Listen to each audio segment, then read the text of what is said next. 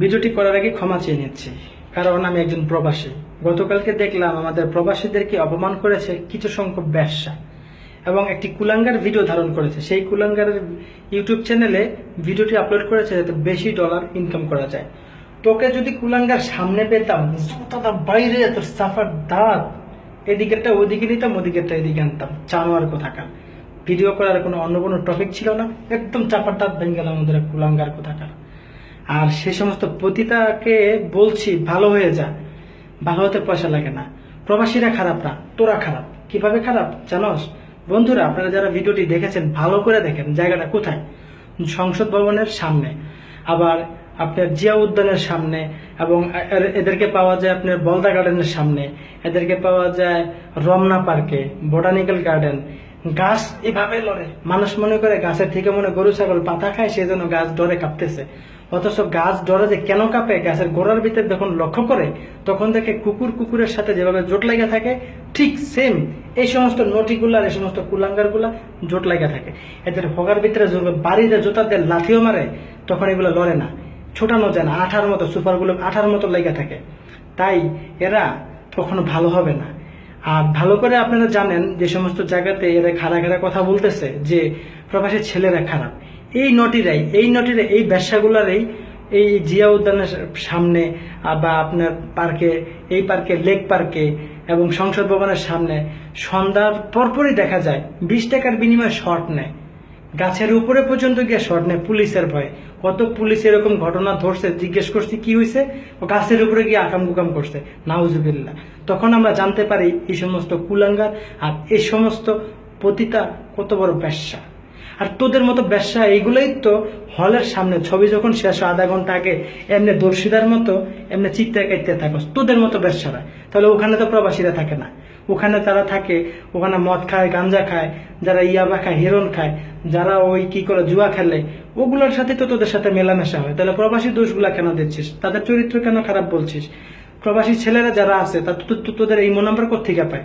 তোদের Facebook account কিভাবে পায়? ফকিন্নির বাচ্চারা, তোরা বাংলাদেশ থেকে বসে বসে দেখো তারা বিদেশে, ওদের ফেসবুক অ্যাকাউন্টে অ্যাড পাঠাস আর ইনবক্সে লেখস যে ভাইয়া আমার সাথে যদি আপনি ইচ্ছে করেন অডিও কলে ইমোসেক্স করতে পারেন 1 মাসের জন্য 1500 টাকা। তোদের মতো ব্যবসা। তারপরে বলো ভিডিওগুলো যদি ইমোসেক্স করেন তাহলে 3 থেকে 3500 টাকা। তোদের মতো ব্যবসা, তোদের জ্বালা যন্ত্রণায় প্রবাসী ছেলেরা খুব অশান্তিতে আছে। তোরা খারাপ ব্যবসা কোথাকার। তোরা এই সমস্ত টাকা নিয়ে সংসার চালাস, পড়াশোনার জন্য এগুলা করস। তোরা নিজেরা ইচ্ছা করলে কাজ করে খেতে পারিস, তোরা অবৈধ কাজ করে দেশে এইভাবে ভাইরাস ছড়াচ্ছিস। নিত্য নতুন যে ভাইরাস তৈরি হচ্ছে তোদের থেকে, তোর উপরে নিচে তোর গান হয়ে গেছে গা, বুড়িগঙ্গা নদী হয়ে গেছে গা। তোরা আবার কিভাবে ভালো হলি, তোরা আবার কিভাবে প্রবাসীদেরকে খারাপ বলছিস? তো তার বাড়ির স্টোরে তোদের চাপার দাঁত ভেঙে ফেলাবো। প্রবাসীরা তোদের পিছনে ঘুরে না, তোরা প্রবাসীদের পিছনে ঘুরিস। কারণ ইমোসেক্স করার জন্য এবং প্রবাসীদেরকে বলিস তোর বাবা ঠাডা বুড়া মরে গেছে, মা মরে গেছে গা, পড়াশোনা করতে চাচ্ছিস, পারছিস না, এবং তোদের বই কেনার টাকা নেই। ফকিনের বাচ্চা তোরা এই সমস্ত জাল পাতস প্রবাসীদের জন্য। প্রবাসীর টাকা আছে সেই জন্য তোদের মতো নোটের প্রবাসীর পিছনে ঘুরিস। ফকিন্নি কোথাকার। প্রবাসীরা তোদের পিছনে ঘুরে না। আর তোরা যে বাংলাদেশ দেশের মতো ছেলেদের কথা বললি, তাদেরকে নিয়ে কথা বলি। 80% ছেলে বেকার বাংলাদেশে, 80%। 20% চাকরি হয়, মামু খালু আছে, টাকার জোর আছে। বাংলাদেশ তো গরিব রাষ্ট্র, সকলে তো আর বড় লোক না। টাকা দিতে পারছে, মামু খালু আছে, ভালো জায়গায় জব হয়ে গেছে, ভালো ভালো টাকা কামায়। আর 80% মানুষই গরিব, টাকাও কামাইতে পারে না, তোদের সাথে ইমোসেক্সও করতে পারে না। তাই প্রবাসীর পিছনে ঘুজাবাদা সুগার কোথাকার তোরা। এবং প্রবাসী ছেলেদেরকে বিয়ে করতে চাচ্ছিস। আর যারা 80% ছেলে কাজকর্ম নাই, শিক্ষায় শিক্ষিত হয়ে দেশে ঘোড়ার কাজ করতেছে, রিক্সা চালাইতেছে, তখন তোদেরকে বিয়ে করতে গেলে কি বলে জানিস?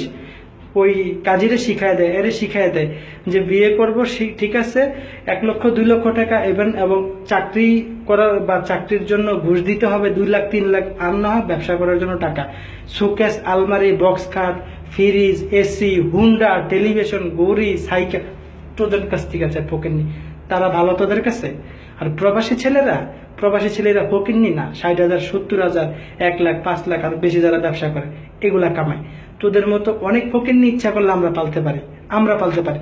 তোরা আমাদের পিছনে ঘুরিস, সেই জন্য তোদের কাছে তোরা প্রেম করিস শাহরুখ খানের লগে, আর বিয়ে করিস কলাভূতের সাথে, ফকিন্নি কোথাকার প্রবাসী তো খোঁজস তারা। যখন জানোস প্রবাসী ছেলে যখন বাংলাদেশে যাবে, টিকিট কেটেছে, ছুটিতে যাবে, তোদের বাবা মা উল্টা করে লাগবে প্রবাসীদের পিছনে। তাদের বাবা মার কাছে তেল মাখে, পিঠা খাওয়ায়, পান খাওয়ায়, হেন খাওয়ায়, তেন খাওয়ায়। প্রবাসী ছেলে নিজেও জানে না তোর সাথে বিয়ে ঠিক করে রাখছে।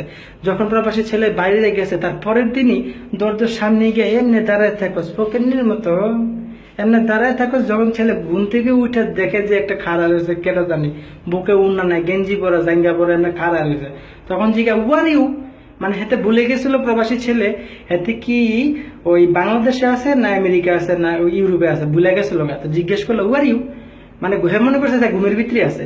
তখন বলিস যে আমার সাথে আপনার সাথে হাঙ্গা ঠিক করে রাখছে আপনার বাপ মা, তখন ছেলেকে কি করে ঘুমের ভিতরে তো এটা বলবে না, তখন লাভ ওইটা বলে যে আপনি আচ্ছা হ্যাঁ, তারপর কথাবার্তা বলার চেষ্টা করিস ফকির নিয়ে কোথাকার। আর প্রবাসীরা বিয়ে করে তোদের কাছ থেকে কারো কাছ থেকে যৌতুক নেয় না, আর 2-4 জন খারাপ থাকতে পারে, কিন্তু 95% প্রবাসীরা তোদেরকে টাকা দেয়, তোদেরকে উল্টা যৌতুক দেয়। তোরা আবার প্রবাসীদেরকে খারাপ কিভাবে বলছিস ফকির জাত কোথাকার? তোরা মা জাতের কলঙ্ক, যে মা নামে মা জাতের যে সম্মানটা ছিল, তোরা ফকির তোরা পতিতা বেশ্যারা সেই সম্মান নষ্ট করে ফেলেছিস।